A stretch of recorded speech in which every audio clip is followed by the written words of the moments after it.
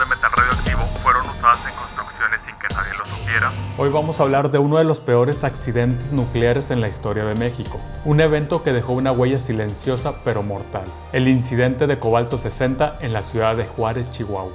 El año es 1983. México atraviesa una época de crecimiento, pero también de falta de regulación en temas de seguridad industrial y radiológica. En este contexto, un hospital privado adquirió un equipo de radioterapia con cobalto 60, un material altamente peligroso. Pero al no tener personal capacitado para usarlo, el equipo quedó abandonado durante muchos años. Hasta que un solo trabajador, sin saberlo, desató un desastre. Una serie de errores llevaron a que el material radioactivo se esparciera sin control, contaminando estructuras en México y Estados Unidos.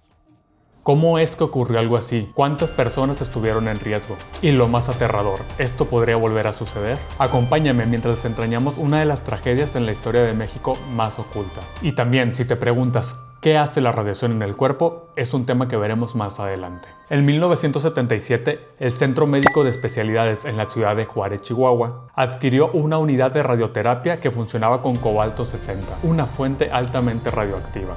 Sin embargo, el hospital nunca contó con el personal capacitado para operarla y el equipo permaneció olvidado por casi 6 años.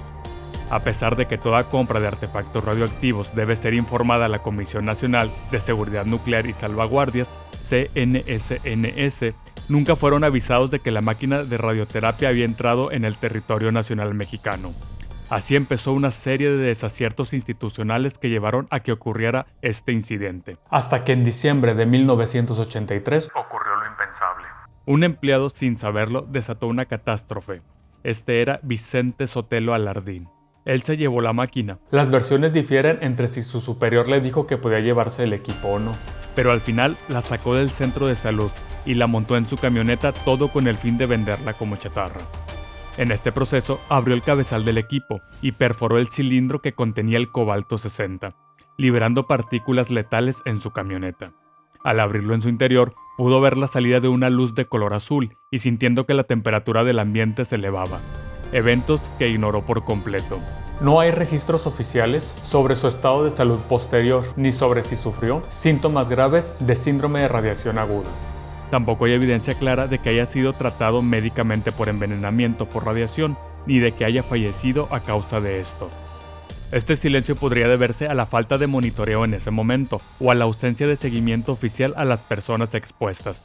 También es posible que, si estuvo expuesto a una dosis alta, haya desarrollado problemas de salud con el tiempo, pero sin que se documentara públicamente. Como se mencionó anteriormente, Vicente subió el material a su camioneta Datsun blanca, la cual se contaminó por los gránulos radioactivos, y debido a que sufrió una falla mecánica, permaneció varada cerca de la casa de Sotelo durante 40 días, aunque en otros informes se menciona que fueron 3 meses. Sotelo llevó el metal al Yonke Fénix, donde lo vendió como chatarra, obteniendo un total de 1,500 pesos por el material. El Yonke Fénix era un depósito de chatarra ubicado en Ciudad Juárez, Chihuahua. Aunque su dirección exacta no ha sido ampliamente documentada en fuentes oficiales, se sabe que operaba en la ciudad y que compraba y vendía metal reciclado para fundiciones y otros usos industriales, desempeñando un papel clave en la dispersión del cobalto 60 durante el accidente radioactivo de 1983. En el Yonke, los electroimanes de las grúas dispersaron los gránulos de cobalto 60 por todo el patio. Los fragmentos radioactivos se mezclaron con otros metales y fueron enviados a 2 fundiciones, Acero Chihuahua o Achisa, la cual se dedica a la producción de varilla para la construcción. Se estima que se crearon 6,600 toneladas de varilla contaminada, y la empresa Falcon, la cual se dedicaba a la fabricación de soportes para mesa, donde se estima que alrededor de 30,000 bases para mesa contaminadas fueron vendidas. Pero lo más aterrador es que nadie en México se dio cuenta a tiempo. A más de 500 kilómetros de distancia, en Los Álamos, Nuevo México, el famoso Laboratorio Nacional de Los Álamos, en donde se diseñaron las primeras bombas atómicas, detectó niveles anormales de radiación. El origen de la señal era un camión que transportaba varilla contaminada desde México. El vehículo se había extraviado y pasó cerca del laboratorio, lo que hizo que los detectores se dispararan. 2 días después, el 18 de enero de 1984, las autoridades estadounidenses notificaron a la Comisión Nacional de Seguridad Nuclear y Salvaguardas de México, exigiendo una investigación inmediata. Las inspecciones de la comisión revelaron que miles de toneladas de metal radioactivo ya habían sido enviadas a la industria de la construcción. Las autoridades clausuraron el yunque Fénix y suspendieron la producción de varilla de la empresa Achisa, pero el daño ya estaba hecho. Los trabajos de descontaminación iniciaron el 20 de enero de 1984, 2 días después de que la comisión fue notificada por las autoridades estadounidenses. El 26 de enero de 1984 Se hizo el hallazgo terrorífico. Mientras inspeccionaba la ciudad, el personal de la comisión encontró una camioneta abandonada en una zona densamente poblada. Los detectores de radiación marcaban alrededor de 1000 Roentgens por hora, lo cual es el equivalente a 20.000 radiografías, una dosis letal para cualquier persona expuesta por un periodo prolongado. Gracias a esta camioneta, las autoridades encontraron a Vicente Sotelo, quien confesó haber transportado el material desde el hospital. Los Roentgens miden la exposición a la radiación ionizante en el aire, pero para evaluar los efectos en el cuerpo humano se utilizan los REMS. La dosis de radiación natural promedio a la que una persona está expuesta anualmente es de aproximadamente 0.3 REMS. Para ocupaciones expuestas a radiación, como técnicos en radioterapia o trabajadores de plantas nucleares, los límites recomendados por la Comisión de Protección Radiológica son: para trabajadores 5 REMS o para el público general 0.1 REM. Una persona expuesta a 1000 Roentgens por hora moriría en menos de una hora, debido a la falla catastrófica de sus órganos y de su sistema nervioso. El cobalto 60 había llegado a más empresas de lo que se pensaba. El desastre no solo afectó a Chisa y Falcon, sino que también se encontró material contaminado en 3 empresas más: Fundival en Gómez Palacio Durango, Alumetales Monterrey Nuevo León y Duracero en San Luis Potosí. Entre el 8 de febrero y el 14 de abril se realizaron los labores de localización y confinamiento del material contaminado en el yunque Fénix. Durante estos meses también se efectuaron trabajos de descontaminación de la empresa Achisa y Falcon, además de iniciar la detección de varillas contaminadas a lo largo de la República Mexicana, detectándose en un total de 17 estados de la República. La comisión logró recuperar un total de 2.360 toneladas de varilla sin utilizar, además de que recorrió más de 17.000 construcciones y determinó la demolición de 814 inmuebles. Sin embargo, en junio de 1984, aún había 1000 toneladas de varilla contaminada sin localizar, repartidas en los estados de Chihuahua, Sonora, Sinaloa, Baja California, Coahuila, Nuevo León, San Luis Potosí, Guanajuato, Jalisco, Zacatecas, Tamaulipas, Querétaro, Durango e Hidalgo. La comisión también logró recuperar las 30.000 bases para mesa en su totalidad, además del 90% de las 1000 toneladas de varilla contaminada, que fueron exportadas a los Estados Unidos. Sin embargo, la labor de recuperación de varilla fue más complicada en otros estados.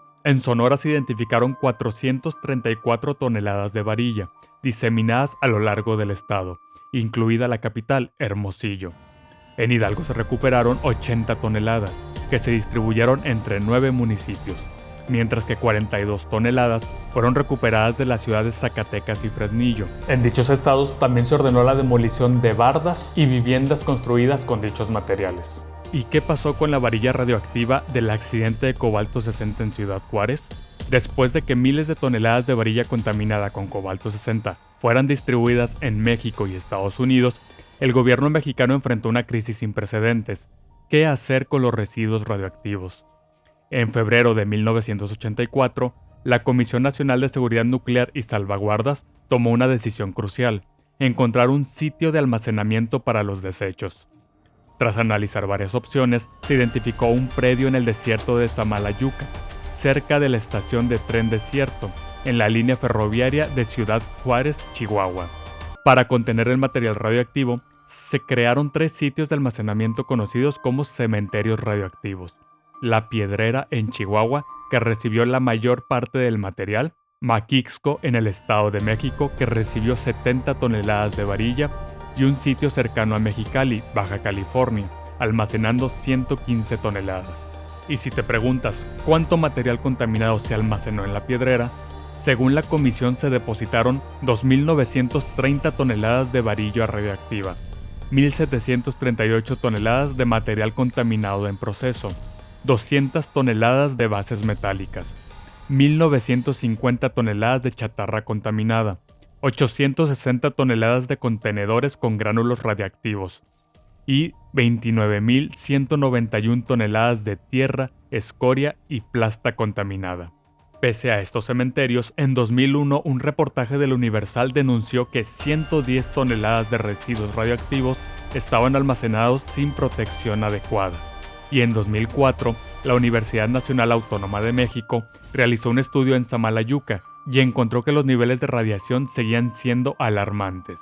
Pero, ¿cuántas personas fueron afectadas y qué impacto tuvo este incidente en su salud? En 1985, la CNSNS presentó un informe con cifras alarmantes. Aproximadamente 4.000 personas estuvieron expuestas a la radiación ionizante del cobalto en la ciudad de Juárez. 80% de los expuestos, es decir, 3.200 personas, recibieron menos de 500 milirems, un nivel considerado bajo, aunque el riesgo de cáncer aumenta con cualquier exposición a la radiación.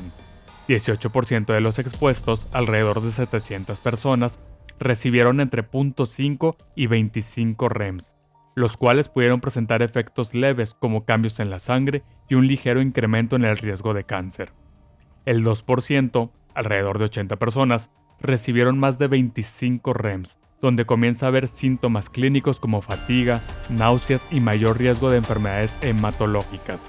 Y 5 personas recibieron entre 300 y 700 REM, dosis potencialmente letal, posibles síntomas de síndrome agudo por radiación, con vómito, hemorragias internas y daño irreversible a sus órganos. Además, se reportó que 3 vecinos de la camioneta contaminada absorbieron más de 100 REMs, riesgo significativo para generar cáncer y daño al sistema inmunológico. Se calcula que al menos 2.000 toneladas de varilla contaminada fueron usadas en la construcción en México y Estados Unidos, pero no se llevó un rastreo exhaustivo de las construcciones afectadas. En algunos casos se descubrieron niveles anormales de radiación en edificios, viviendas y obras públicas. El accidente de Cobalto 60 en Ciudad Juárez fue un parteaguas en la regulación del manejo del material radioactivo. Antes de este desastre, las normas eran mal empleadas y eran insuficientes, lo que permitió que una fuente altamente peligrosa entrara al país sin ningún control y permaneciera abandonada por años. Tras este evento, México implementó cambios clave en su marco regulatorio para evitar que una catástrofe similar volviera a ocurrir. Después de este accidente, se fortaleció la supervisión en la importancia de las fuentes radioactivas. Se estableció que ningún hospital o empresa podría adquirir equipos con materiales radioactivos sin autorización de la CNSNS. Se implementaron normas para la identificación, transporte, almacenamiento y disposición final de los residuos radioactivos. Pero volviendo a una de las preguntas iniciales del video, ¿qué hace la radiación en el cuerpo humano? La radiación ionizante es un tipo de radiación que tiene suficiente energía para remover electrones de los átomos y moléculas con las que interactúa. Esto puede generar iones, átomos cargados, que pueden alterar la estructura química de las sustancias con las que entra en contacto, incluido el ADN celular. Este tipo de radiación viene de fuentes diversas como lo son los rayos X, que se utilizan para la toma de radiografías. Pero ojo, esta radiación es mínima y segura para el ser humano. La radiación ionizante puede dañar directamente la célula y sus componentes, especialmente el ADN, lo que puede dar lugar a diversos problemas de salud. Los efectos van a depender de la duración y la intensidad a la que se fueron expuestos. Cuando las partículas de radiación ionizante golpean a las células, pueden romper las cadenas de ADN. El daño puede ser directo, es decir, la radiación afecta directamente a las moléculas del ADN, o indirecto, a través de la generación de radicales libres, átomos o moléculas altamente reactivas que afectan el ADN. Esto puede interferir con el funcionamiento celular, alterando el ciclo celular y afectando la capacidad de la célula para repararse. Si la célula no logra reparar el daño, puede morir o en algunos casos sobrevivir, pero con mutaciones. Cuando el ADN dañado se replica, las células hijas heredarán sus errores, lo que da resultado en mutaciones. Algunas de estas mutaciones pueden hacer que las células se dividan de manera descontrolada, dando lugar tumores. La exposición a dosis altas o repetidas de radiación ionizante aumentan el riesgo de desarrollar cáncer en diferentes partes del cuerpo, como lo son pulmones, piel, huesos, ojos, entre otros órganos. Un ejemplo claro de cáncer relacionado con radiación es el cáncer de tiroides, el cual es más común en personas expuestas a radiación durante la infancia. Cuando una persona recibe una gran cantidad de radiación en un corto lapso de tiempo, puede presentar algo llamado síndrome de radiación aguda. una condición grave que afecta al organismo de manera inmediata. Los síntomas y efectos dependen de la cantidad de radiación en la que se haya expuesto. Entre los síntomas incluyen náuseas y vómitos, los cuales aparecen poco después de la exposición y pueden durar varias horas o incluso días. Caída del cabello. La pérdida de cabello es un signo claro de exposición a niveles altos de radiación. Quemaduras en la piel. La exposición severa puede causar quemaduras radiactivas, desde enrojecimiento hasta lesiones más graves. Daño a órganos internos. La radiación puede dañar órganos cruciales como el corazón, riñones, hígado, afectando su funcionamiento. Como por ejemplo, la insuficiencia hepática y hemorragias internas pueden ser consecuencias graves de exposiciones intensas. Y la pregunta sería, ¿cuánto es una dosis alta de radiación? Se considera que una dosis de 100 REMS administrada en poco tiempo es suficiente para causar síntomas de síndrome de radiación aguda, y más de 400 REMS puede ser letal sin tratamiento adecuado, especialmente si afecta a órganos vitales como la médula ósea responsable de producir células sanguíneas. Aunque las dosis bajas no causan efectos inmediatos, el daño acumulativo puede generar mutaciones genéticas con el tiempo, lo que aumenta el riesgo de cáncer como lo son leucemia y cáncer de tiroides. Y aunque no existe una cura para el síndrome de radiación aguda, existen tratamientos médicos específicos que pueden ayudar a mitigar los efectos provocados por la radiación, los cuales alivian los síntomas y mejoran las posibilidades de supervivencia. Los tratamientos se centran principalmente en minimizar el daño, controlar los síntomas y tratar las infecciones que pueden surgir debido a la debilitación del sistema inmune. El pronóstico para las personas afectadas por el síndrome de radiación aguda depende de varios factores, como lo son la dosis de radiación recibida, el tiempo transcurrido antes de recibir tratamiento y la rapidez con la que se implementan los cuidados médicos adecuados. Las personas que reciben dosis bajas de radiación generalmente tienen una mayor probabilidad de sobrevivir sin efectos permanentes. Sin embargo, las exposiciones altas, superiores a los 300 REMS, tienen un pronóstico mucho más grave y pueden llevar a la muerte incluso con el tratamiento intensivo. El caso de Cobalto 60 no solo fue una tragedia, sino un catalizador para el cambio. Nos recuerda que el proceso, incluso en el campo de la medicina y la tecnología, deben ir acompañados de la responsabilidad y la ética. La radiación, aunque útil en muchos contextos, como en el tratamiento de enfermedades, puede ser letal si no se maneja con el máximo cuidado. En el caso de Ciudad Juárez, la negligencia y la falta de regulaciones fueron factores determinantes que causaron el desastre, pero también reflejan un sistema que no estaba listo para afrontar las consecuencias de este tipo. La radiación no solo deja huellas invisibles en el cuerpo, sino también en la conciencia colectiva. Aprender de este desastre es el único camino para evitar que esto se vuelva a repetir. Y ahora coméntame aquí abajo, ¿sabías de este casos similares? Si te gustó este video y quieres saber más sobre temas históricos relacionados con la medicina, no olvides suscribirte al canal para más contenido así. Yo fui Guillermo Robledo, muchas gracias por estar aquí y nos vemos hasta el próximo video.